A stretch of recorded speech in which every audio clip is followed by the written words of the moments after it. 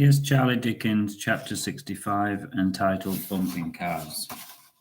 Charlie didn't know which way to look, as there were things happening everywhere. It was almost too much for him.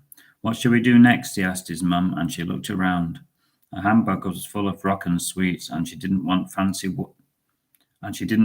walking round with anything more in her bag, and she heard the swirling sound of a fair in the distance.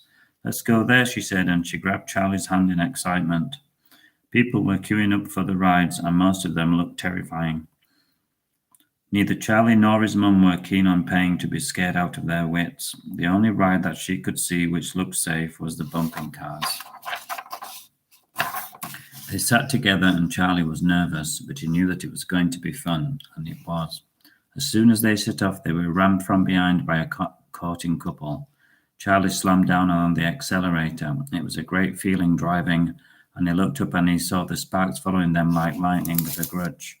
It looked so cool, thought Charlie, as they careered round the course.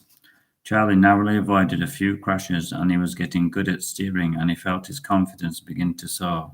It was a great feeling, thought Charlie, and he could hear his mum's laughter over the sound of the cars, and it made him feel good. Bang! A car smashed into them from behind, and Charlie smiled at the man, but he didn't smile back. And then he had one hand on the steering wheel, and his other one was around his pretty blonde girlfriend. A cigarette hung from his sweaty lip. To Charlie, he looked a little like Elvis, but without the charisma.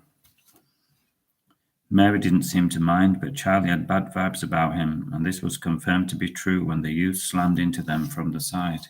He seems to be taking this very seriously, Mary said, but Charlie stayed silent. He didn't want to worry her. The guy laughed, and his once innocent girlfriend looked at him adoringly. He's a thug, thought Charlie, and he'd had enough of them. Charlie gripped the wheel tighter, and this time he knew that he wasn't going to be hit. Here he comes, he thought, and he saw the trail of sparks coming towards him, and the Elvis look-alike giving him a cocky grin.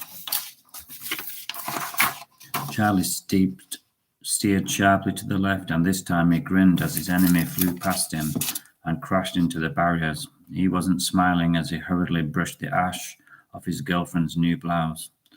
Wow, that was great fun, his mum said, and they climbed out of the car, and once again they mingled with the crowds. What shall we do now? Mary said. I'm feeling hungry. Charlie said, I think it's time we had fish and chips. Great idea, his mum said. I'm famished, she said, rubbing her stomach.